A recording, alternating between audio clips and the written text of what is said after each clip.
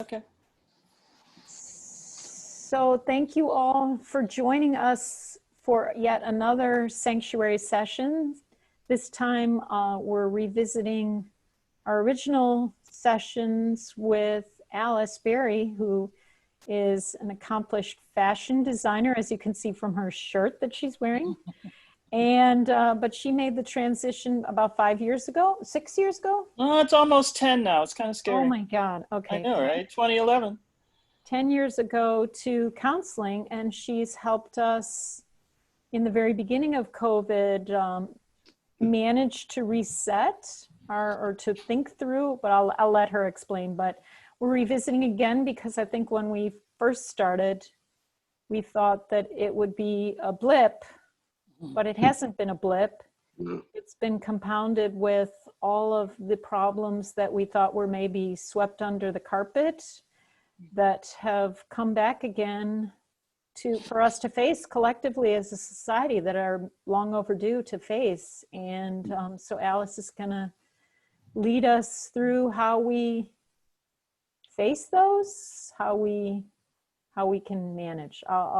I'm just really happy that Alice is here. Alice and I have worked together for probably 12 years, on and off. And well, around about the same time, because when I met you was when I first started this. So okay. Yeah, this is all, I associate you with my new career.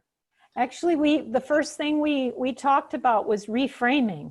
Indeed. And how psychologists reframe and artists reframe. So with that, I'll leave you to the expert to help us reframe. Okay, great. Thanks, Alice. Thanks everyone for stopping in this afternoon. I appreciate your eyes and ears.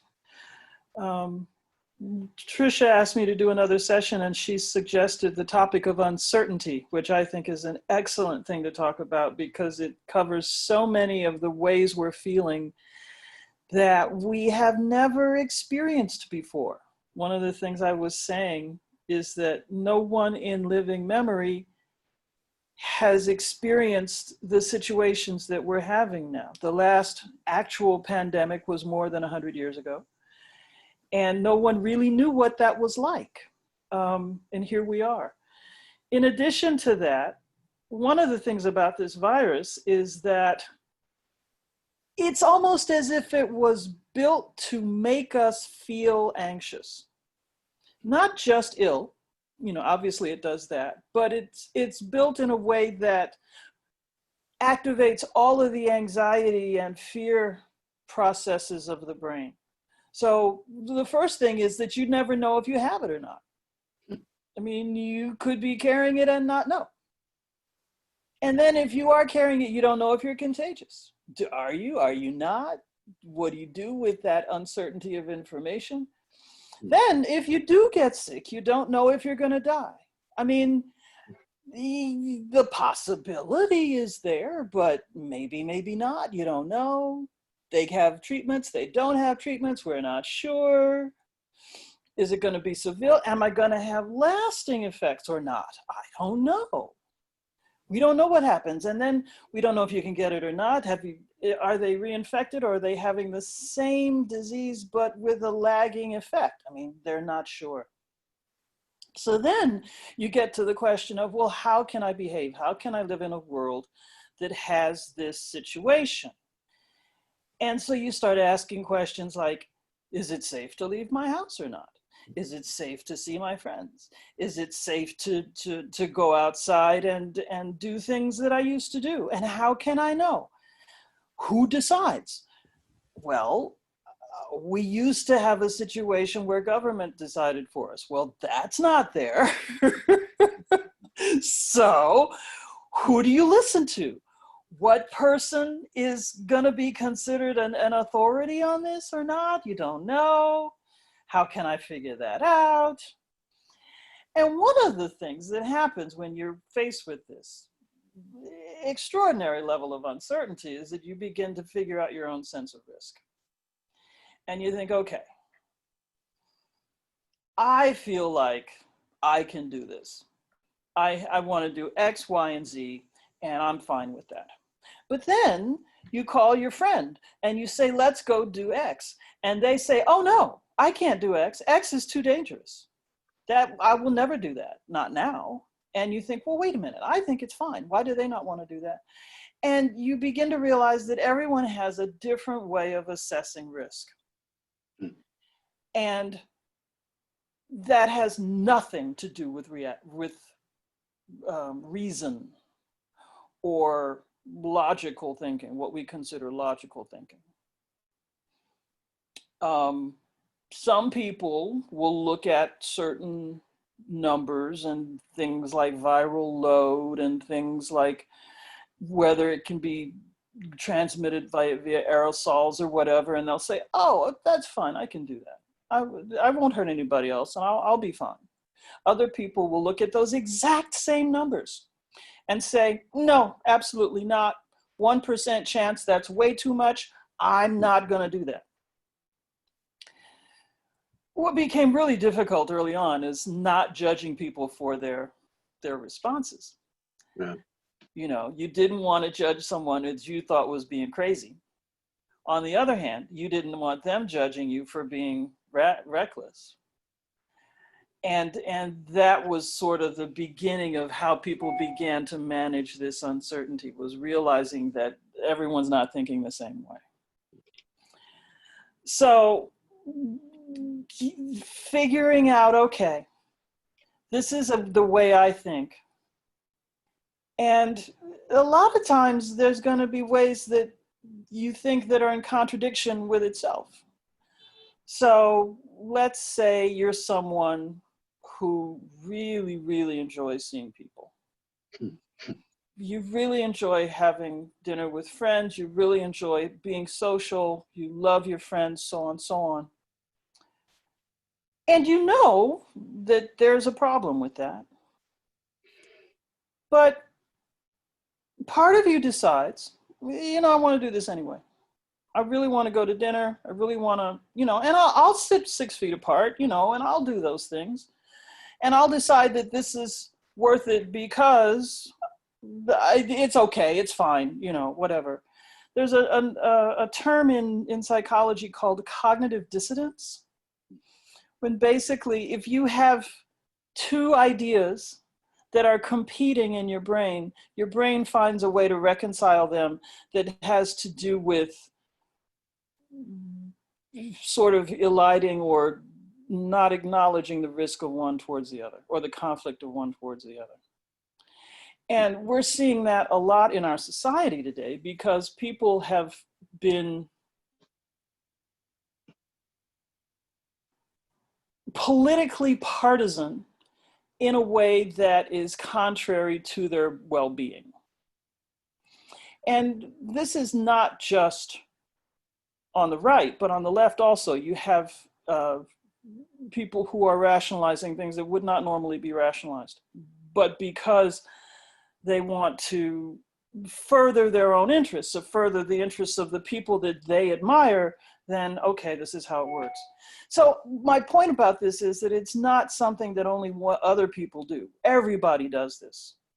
And a lot of times you realize it, and a lot of times it's very difficult because your brain is trying to do two things at once that it finds contradictory. And it causes anxiety. Everyone is experiencing a level of anxiety now that is unprecedented. I've been joking with my clients who come and they tell me about, I don't know if Tricia said I had made a shift. I am now a working counselor. I see clients, and most of my clients are between, say, 20 and 40, mostly young. And some of them I've known for a while, some I've just met. But what's been interesting to me is that anyone who had any kind of issue before, let's say you had anxiety, you had social anxiety, you had paranoia, you had obsessive traits, or anger, or whatever your issue was, and let's say you knew about it and you were trying to manage it and so on, you kind of had it in hand. Let's say if you had a scale of 1 to 10, whatever issue you were working with, it was like a 5 or a 6, it has now gone off the charts. It's gone to 11, 12. For people with obsessive behaviors, it's gone to 13. And realizing, okay, I have managed this before. Why is it so out of hand now? And that's because the world being on fire has caused it to be more extreme. Anything you were dealing with before is just much, much harder to deal with now in this current state. And even if you feel like you're okay, I mean, maybe you're lucky enough to still have a job, or you're lucky enough to have a situation where you're not concerned about where you're living or who you're living with or whatever. Just knowing what's going on in the world can be very distressing. So realizing that your responses are going to be heightened as well. And it takes that much more energy to manage some things that's at a 10 or 11 or a 12 than it does to manage something that's at 5. And so if you feel like you're tired all the time, one of the reasons might be that you're having to manage your own state. And we do this unconsciously. We're not always conscious of realizing that we're tamping down our anxiety or taking care of ourselves just to maintain equilibrium. It takes more effort. And so at the end of the day, it's, whew, all right, yeah. Even though you feel like you didn't do anything, you did a lot if you kept yourself relatively functioning and thinking straight. So realizing that everyone is working harder just to stay in the same place is going to be helpful to get yourself to a point where you realize, okay, I'm not going to beat myself up for feeling tired. I'm not going to beat myself up for not being able to think as clearly and not being able to be as open or caring to my friends or my family as I might like. Another thing that's really interesting that happens is that I was going through this period with everyone. You know, one of the things that's been talked about in my field is that this is the first time that the helpers are going through the same thing as the helped. So any counselor that you talk to is feeling just the same pressure as you, because we all live in the same society. So realizing that, I've been very careful to kind of notice where I'm at and how I'm dealing with my clients. And I noticed phases given where we were. And the first one was, oh my God, this is happening. And that was the first week or two. And then people were spending the next week or two figuring out, well, who am I going to live with? How's this going to work? Am I going to be able to maintain myself, and so on and so on. So after the first month or so, that was pretty much shaken out. People knew where they were going to live. People knew who they were going to live with. They knew how they were going to get their food or whatever. They knew whether they had a job or not. And then people kind of got a little disoriented. I kept hearing things about being disassociative and being distracted and not being able to concentrate and so on. And it was a very interesting phenomenon of people having this sort of en masse. And so then the weather changed and people started to be able to go out a little bit, and that made things a little better. And then I started getting indications of, I'm just bored. There's nothing else I can do. This isn't going away. This started to be about the middle of May. And I don't know, I'm sure someone's going to sit down and do some research about this. But right around then is when all the protests started. And one of the things that is a cure for boredom, for a feeling of helplessness, is to have some activity that you can perceive as meaningful. And so all of a sudden, here was this thing that you could do that made a difference. And that didn't happen before. That wasn't there. And so the extent to which people began to follow and make an effort to support the protests arguably could be seen as a response to the unwavering boredom that had happened in the previous 3 months. There was no other distraction. There wasn't anything else you could do. If you wanted to do something that felt meaningful, this was it. Here it was. And so the response that everyone was surprised by arguably could be said, well, it was because they wanted something that felt like it was real.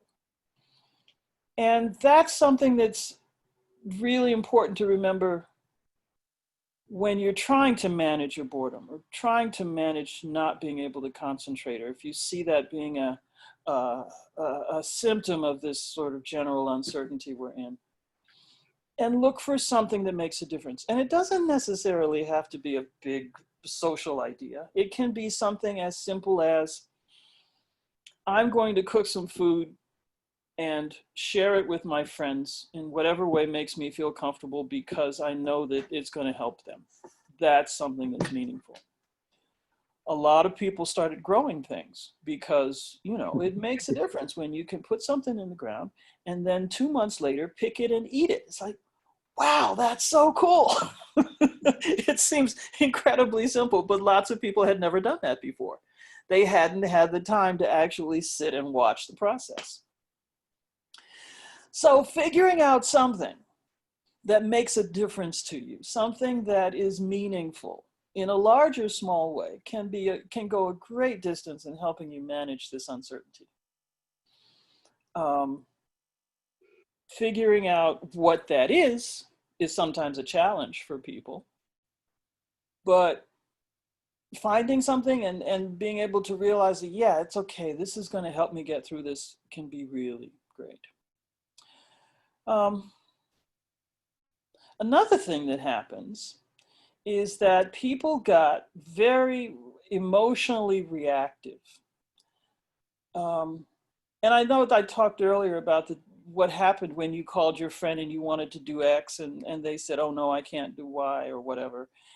And the arguments that would happen seemed to be all out of proportion to what the question was or what happened. And one of the ways that people respond to uncertainty with is a heightened emotional sense of the experience.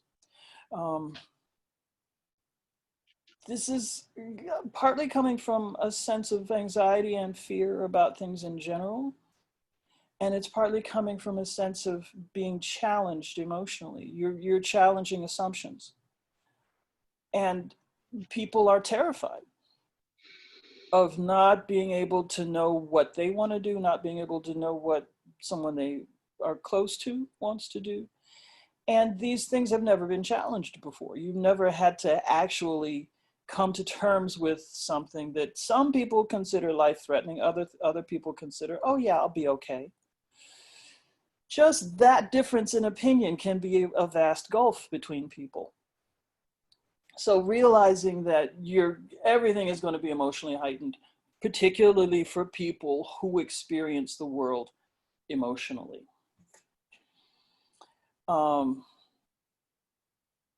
One of the things that's really interesting about this is that you begin to notice different people's ways of handling things. And there are lots of ways to divide people in the world. Are you this? Are you that? Are you this way? Are you that way? One way, it's really interesting. Are you someone who tends to respond to things emotionally? Or are you someone who tends to respond to things intellectually? And obviously these two things are connected because you have to have an intellect in order to interpret your feelings, and you have to have feelings in order to drive your intellect. But generally we lead with one or the other. It was a very interesting article I read once where if you wanted to find this out about someone, you would ask them, where in your body do you think you live? Point to it with your hand. And certain people would point to their heart or put their hand on their heart and say, I live here. And other people would put their hand on their head and say, no, I live here. And it was about equally divided, actually. There were some cultural indicators, but it's a really different way of experiencing the world. And what people found was if you have an intellectual way of experiencing the world, you're going to look at things and think you're making a rational choice. But that rational choice may not hold up to what is considered objective rationality. My favorite was I was having a conversation with someone and I was talking about statistical possibility of, you know, what your statistical chances were of getting sick and so on, given various variables. And they said, you know, I've actually studied statistics. I had statistics in school. This was a person with a master's degree. And they said, I don't care when it comes down to it. To me, it's always a 50-50 chance. Now, that's a completely irrational way of thinking, right? But if that's the way they feel, you can't challenge that. You can't say to them, well, of course you really only have a 10% chance given blah, blah, blah, right? So understanding that some people are going to be emotional about things and react to the world emotionally. And some people are going to think going to think with thinking or lead with thinking is going to be a way to understand, okay, this is how they're handling our moment right now. And whether you want to think your way through this or feel your way through this, understanding and awareness of, okay, this is how I do it. What's going to get me through the night? You know, what's going to help me get through the moment and not be overwhelmed by anxiety, not be overwhelmed by fear. And understand that others aren't going to be doing the same as you. They're going to be doing it their own way. Everyone's going to get through this insofar as they can, in whatever way they can. So the fear is a really fascinating aspect.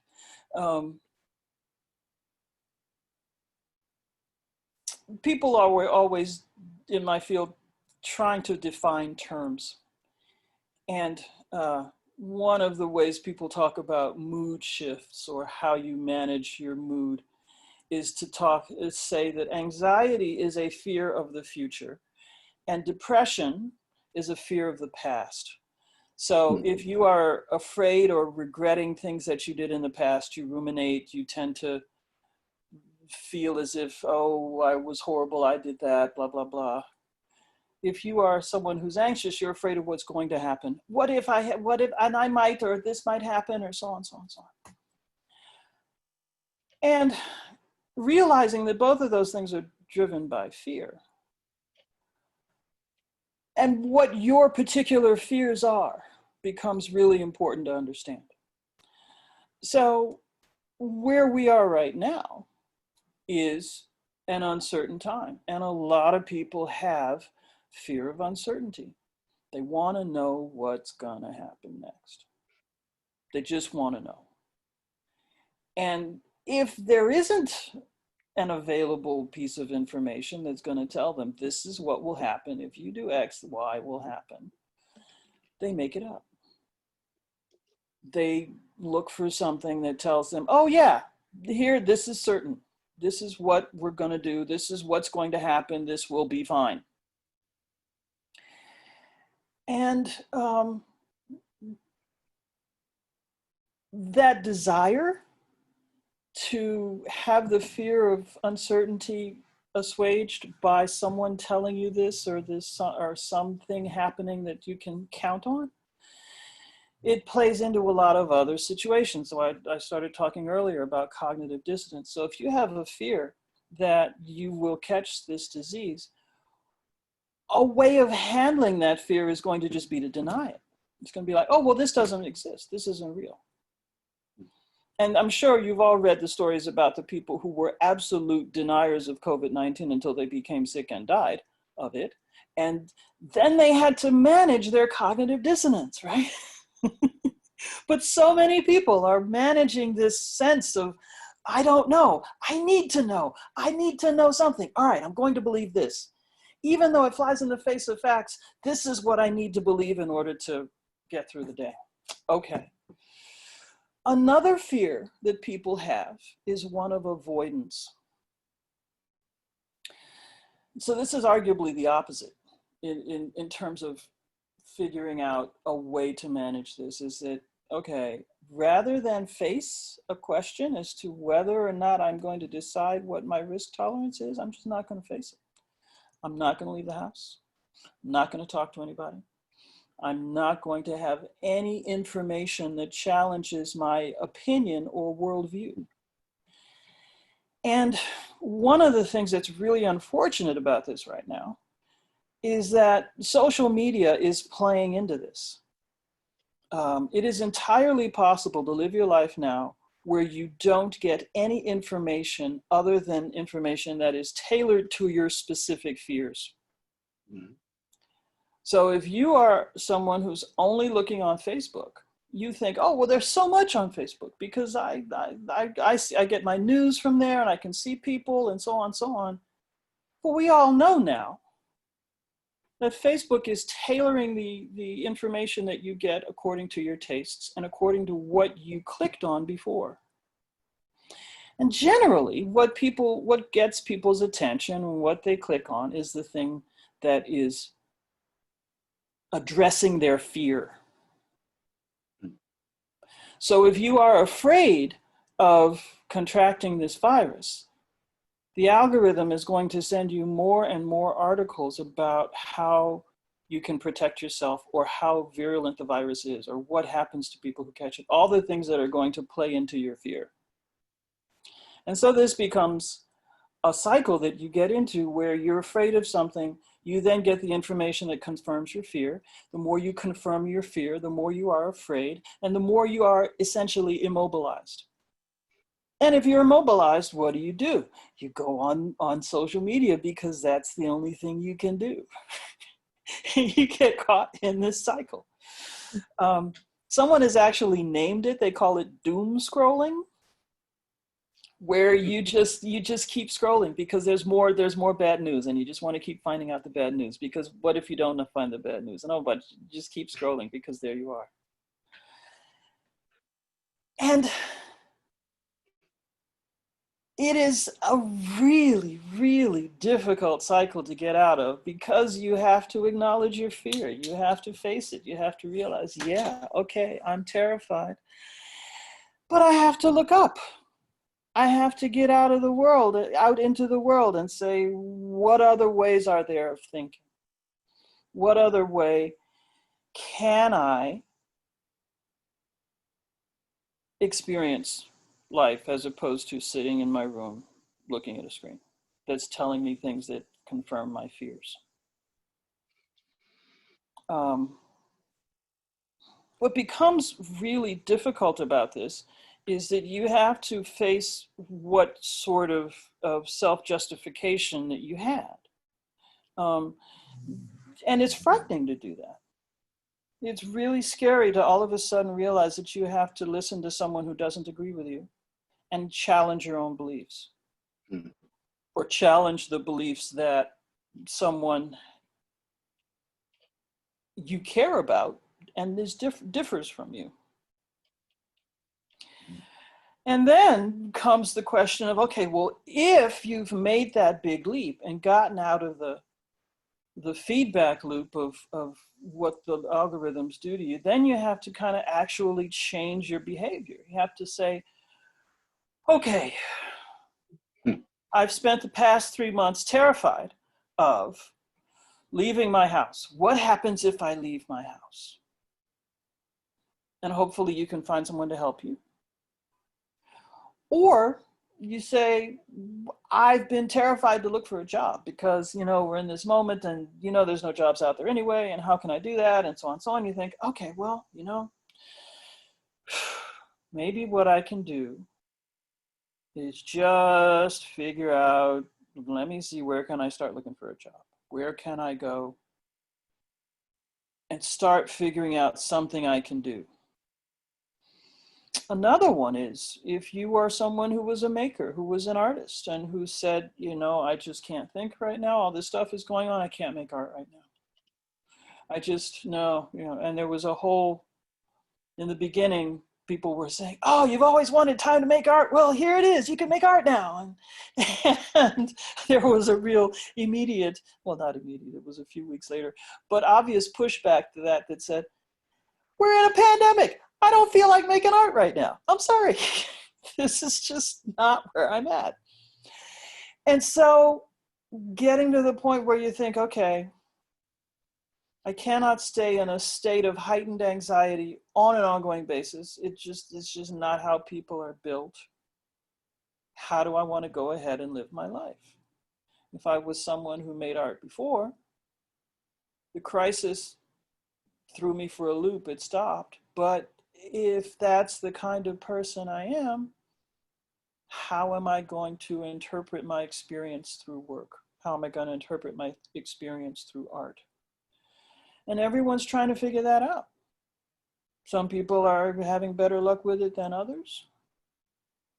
But getting to the point where you can even start thinking about that again and not feeling as if, oh, well, making art, that doesn't matter, or making art, who can do that during this time? This is what you do. This is how you live. And so getting back to the way that you live is becoming really, really important, because we're in a moment where we don't know how long it's going to last. And if you stay in crisis mode, which works in the beginning of things so that you can organize things according to need, great. Humans are not built to be in crisis mode for a long period of time. And people are beginning to figure that out. A lot of the ways that's manifesting is for people to just inherently go back to the way they did things before. That's not possible either. We don't live in that world. You know, we no longer live in the before times. But you have to live. You have to get to a point where you can start thinking again of something other than the crisis, of some other way of managing the world that's not crisis mode. I don't know if anyone has seen the previous talks I've done, but the way I help people initially is to learn and help them understand how they manage stress. And the way I think about stress is as a really broad category, and it's basically anything that causes you to have a stress response. And stress responses can be physical, they can be mental. There's all sorts of ways those things happen. And one of the major stress responses that people have is negative thinking and assumptions of negativity. Because things are difficult, you tend to have negative thoughts because you think that's what's necessary to help you get through a negative moment. And there's a reason for that. That's adaptive, because if you are someone who's able to get out of emergency situations, then you survive. And so this is helpful. But realizing that only having negative thinking and only having those kind of emotional negative responses is a really, really damaging long-term, has a damaging long-term effect on your body. And so understanding, what can I do to bring myself back to a state that is not ongoing stress related? I call this being tuned for stress. So if you think about a level of stress from 0 to 100, and imagine the sort of mythical state of 0. No one is completely unstressed, but let's just start at 0. And imagine that you have a stressful event that takes you up to 20. Okay, so stress is necessary. It's what your body does to help you manage an immediate situation, and you manage it. So you handle the stressful thing that happened, and ideally, you go back down to 0, right? You had the stressful moment and you go back down. What tends to happen is that people will have a stress response. They'll go from 0 to 20, and instead of going back to 0, they go back to 5. And so now your stress level is not 0, it's 5. over time, what happens is that every time you have a stress event, you respond to that stress event and you don't completely go back down. And the 5 becomes 10, and the 10 becomes 20, and the 20 becomes 40, to the point where your baseline for stress is at a high level. And then when you get stressed, it goes to 70, 80, 90, 100.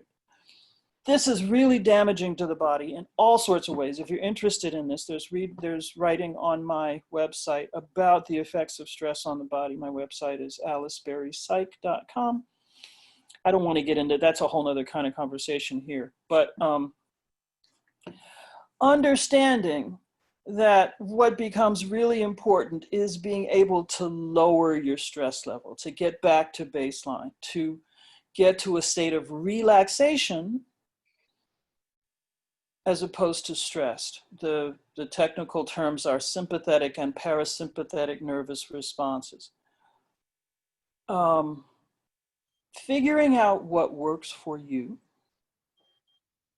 is going to be really important as well. One of the things that is frustrating for people is that what works for one person doesn't work for another. And so, you know, I was talking earlier about the people who are intellectually inclined and the people who are emotionally inclined. There are people who love a walk in the park. There are other people who can't walk in the park without thinking about the bugs that are going to bite them, or the raccoon that might jump from a tree or whatever. Some people love beaches. Other people think, oh, all the sand, yuck. Ah. Figuring out what works for you, figuring out what you can do for yourself that lowers your stress response, gets you to a point of relaxation, is going to be the most critical thing you can do in the face of uncertainty.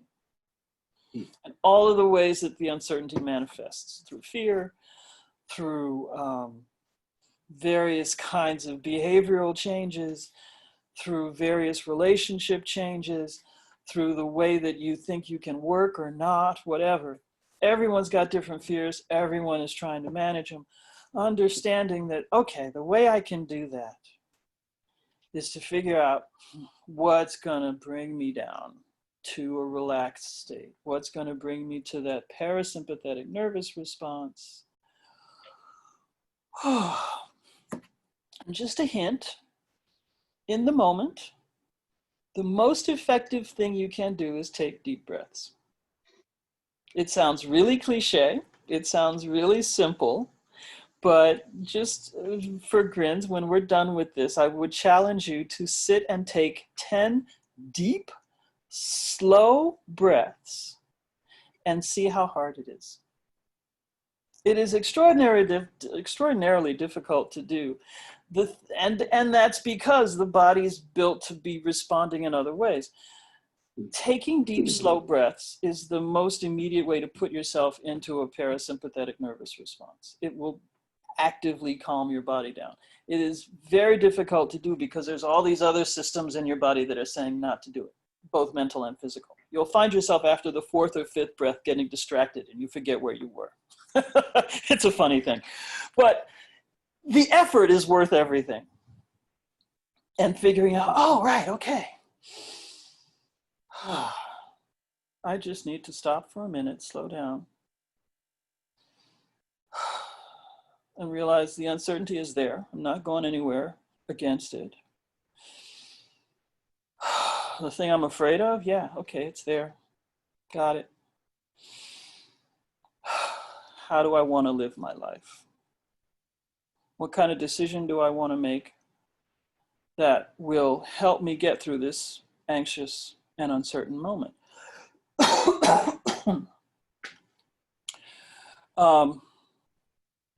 And realizing that you have a choice in the matter.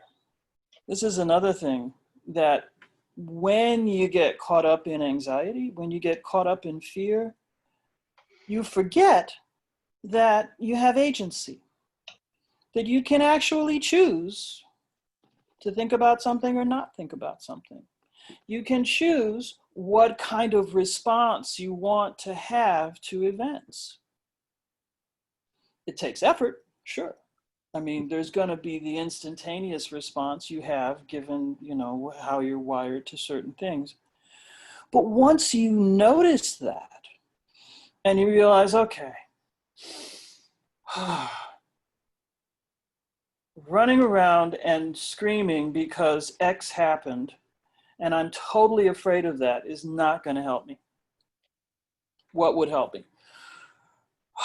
Well, sitting down and making a plan of action will help. Or calling my friend who knows what actually happened will help. Or going and sitting and watching the cardinals in the tree will help. Okay, whatever works for you, knowing yourself, knowing, okay, this is how I want to manage this time of uncertainty. This is how I want to figure that out. It's going to be the most helpful of how to do this. And one thing I would leave you with is an understanding that this is going to be a difficult thing. It's going to be hard to figure out. And you don't want to blame yourself for having the response that maybe isn't helpful. And you can say, yeah, okay, I'm human. Whew, that kind of threw me. But I'm noticing it now. I'm realizing, okay, yeah, that was me having that moment. Okay, I'm human. This is what goes on. I'm not going to blame myself for having it. I'm going to go from here and decide, after I have a few breaths, what's the best way for me to handle this? What is the way I want to go forward? What's going to help me most in this moment? And catching yourself over time, because sometimes it's cumulative. Or if it's an event, things happen, someone gets sick, someone loses their job, some relationship close to you breaks up. You go, ah! And then you go, okay. Think things through. So at this point, I would like to open up for questions. I see there's some things going on in the chat. I'm looking to see fear, anxiety is a fear. Oh, okay. So those are just mostly my oh, notes. those are notes you were making to yourself. Okay. To everyone. Okay. So I'm just going to go through here and pick out some questions. How am I going to interpret my experience through art and life? One of the things I said later is really important there is to realize that interpreting your experience is what you do, and it's the choice you make. There's a lot of people who define art as essentially a series of choices. Realizing the fact that this is what you have to do to get through this moment is going to be a series of choices. And that you have the ability to make these choices. Arguably, some of us have trained for that. Making art and deciding whether or not the art's even going to have anything to do with our current experience, or if it's going to have to do with something that is completely imaginary, but that is going to help you get through the moment, or is going to fulfill you, or going to feed you, as I like to say. There's no rules. There's going to be people who tell you there are rules. There's going to be people who can say, how can you make art about X when we're in Y and blah, blah, blah. There's no rules. You make the kind of art you feel you need. And that's working for you. Let's see. How to manage stress and negative thinking and getting out of immediate situations. Deceptively simple. Yeah, it is deceptively simple. It's one of the reasons I joked about the breathing being a real cliche, is that everybody breathes, right? I mean, you wouldn't think it would be something that would make a difference, or you wouldn't think it would be something that could be so much of a change agent. But there are all sorts of physiological and neurological things that get changed according to how you do things. And breathing deeply, slowly, for whatever reason, can literally shift your physiological state. One of the things I talk about is comparing an anxious person having a panic attack to a freight train.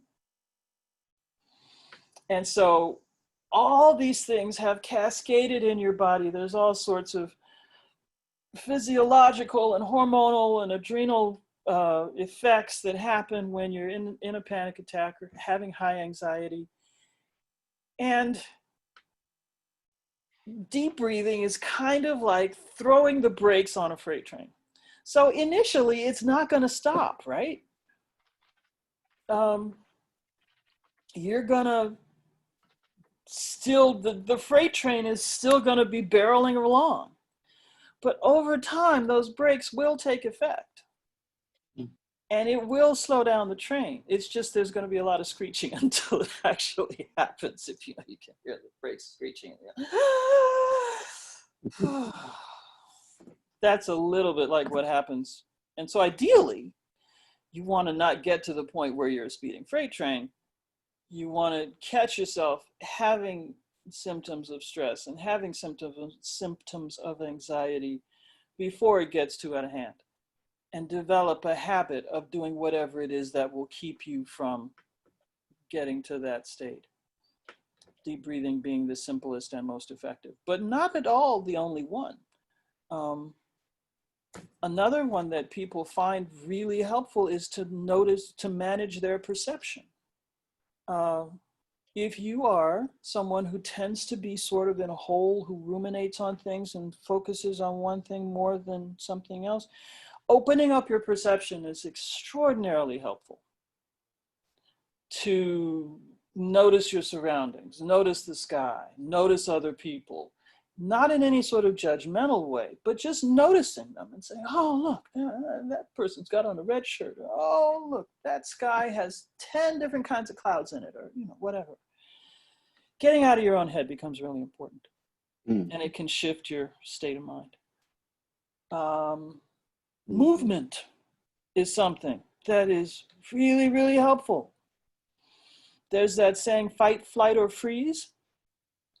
And we are in a moment where there's all sorts of things we are fighting and flying from and freezing against.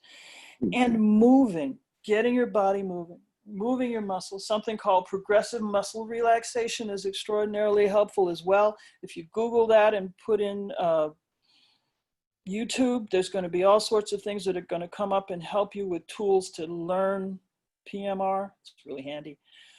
All of these things, figuring out which one works for you, and there's going to be different ones that work at different times. But understanding yourself, noticing, and figuring out, okay, this is going to help me right now because I'm in a state that's coming from this, and I don't want to be in that state, so how can I change it? Realizing that you have the ability to change your state, and you just have to notice how to do it. Again, I know it sounds simple, but it's really hard in practice. Anybody else have any questions or comments or anything I might address? We have about 7 or 8 minutes left. I'd be happy to address anything. I was just making a wallpaper for my computer that says breathe. Oh yeah, that's a great thing. Yes, that's something I tell people all the time, and particularly since I work with people who are visually inclined, I say, make signs for yourself, reminders, put it in graphics, make it pretty. Yeah, it's really helpful.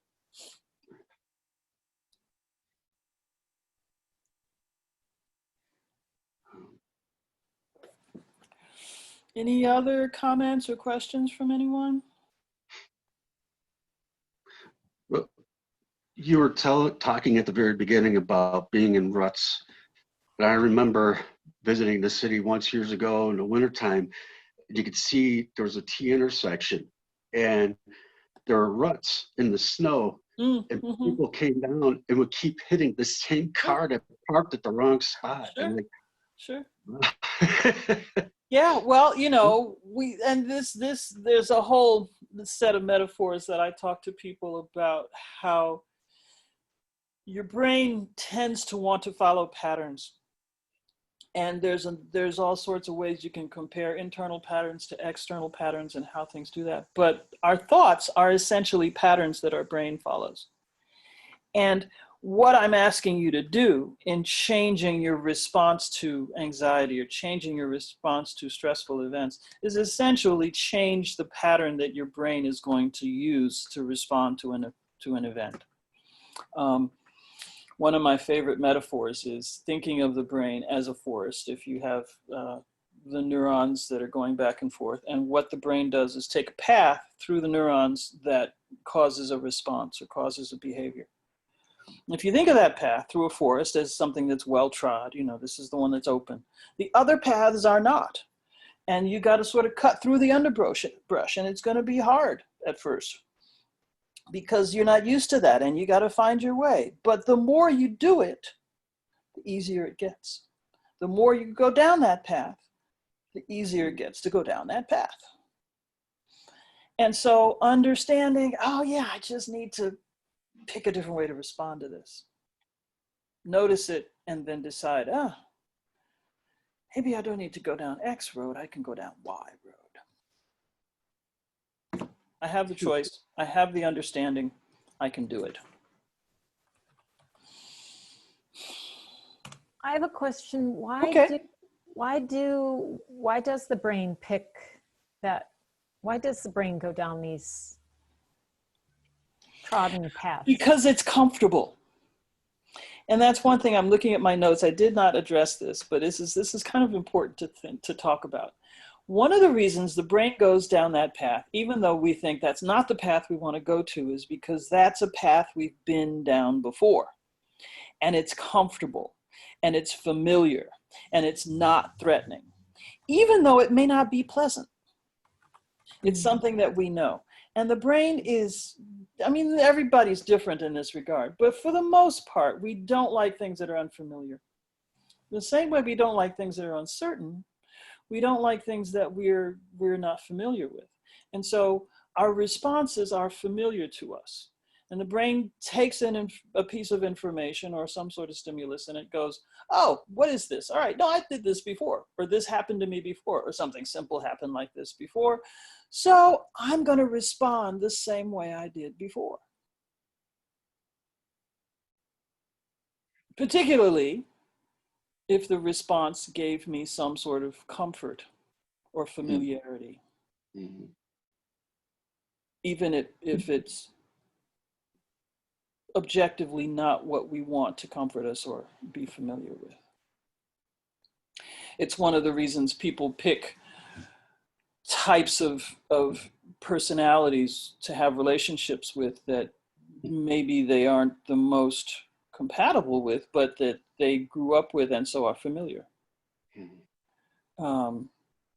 People will choose all sorts of addiction science is based on this, because people will choose something that makes them feel good over what they know is good for them, and because that feeling is comforting and familiar, and in some cases the only thing they know.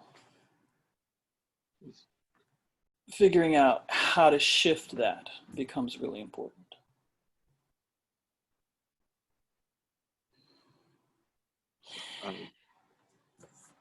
Yes, one more question, sure. Yeah, well, no, I can add to that. I've been fascinated by paths through neighborhoods, wherever. And it occurred to me that when we were evolving as animals and trees, we had fear of falling off. That's why we had those, nightmares of falling. We had a fear of falling off the branch. And if you think about it, branches look like paths. So once we got on the ground, we were used to the idea of having a set way, a path of going. It's right. Well, and I'm sure you know about the whole, in terms of landscape design, there's something called desire paths, right? Oh, you've never heard that term? It's really fascinating. What happens is, let's say you have a park and there's various places people want to get to. What will happen is people will find the path that they want to take to that thing. And that's what becomes the main path. And so those are called desire paths. Hmm. Makes sense. Yeah, no, it's a fascinating thing.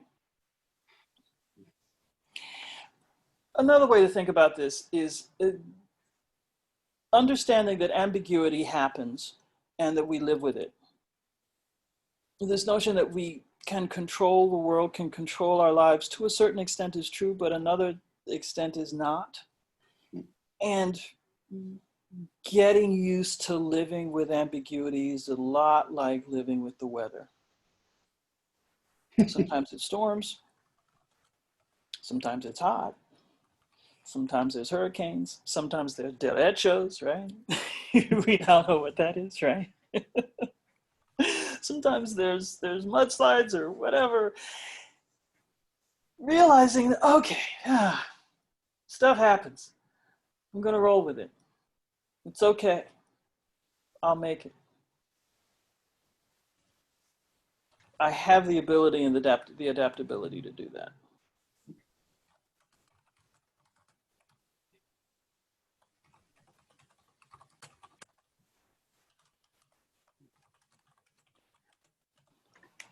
Well, that's, unless anyone has any questions, that is a beautiful metaphor. Does anyone else have any questions that they wanted to ask? Any pressing, parasympathetic, psychological? Oh, I'll put that in there just because it'll be handy. Wait, where's my cursor? Okay. Oh, there we are. But particularly now with climate change and the weather so drastic, we're going to need these tools even post-COVID, if there ever is a post-COVID. But the ability to manage There. complex uncertainty Right, right. is maybe this is our trial run. Yeah, well, I think the next few decades are going to be pretty interesting in all sorts of ways. What the world is going to bring to us, both good and bad, I think. Yeah. Well, thank you for helping us work through it and live through it. My pleasure. You know, again, if anyone has any questions, you can contact me directly or go to my website. I'll put that here also. And breathe through it. I couldn't even get to 10 during this. See, I told you. So that's what we should end everything saying. Breathe, everybody. 10 deep breaths. Yeah. See how far you can get. I loved you doing that as you were talking. So breathing and then. Oh yeah, yeah. No, it's a habit that I have, and it's what keeps me sane while I'm talking to people who are not. And I had a client actually comment on it once. She was talking about how one session we had, she was very anxious. And I said, well, you know, that's because I was anxious while we were talking. And you can see the difference because other times when I'm not anxious, you feel better. This is something that goes on one-to-one. It unfortunately doesn't happen over Zoom, but you even noticed it. So there you are. Yeah. Thank you, Alice, so much as always. And thank you everyone for joining us. My pleasure. Thanks for inviting me. Okay. And breathe, everybody. Yeah, yeah. Breathe, relax, move. Oh, and move too. Moving is good. Moving, and I'll share the notes with everybody too, so you have that. And also think of, I guess it's not really thinking of the forest with the trees, but it's looking at the path of the forest. Picking a new path, forging new paths. Yeah. Thank you. Okay, bye-bye.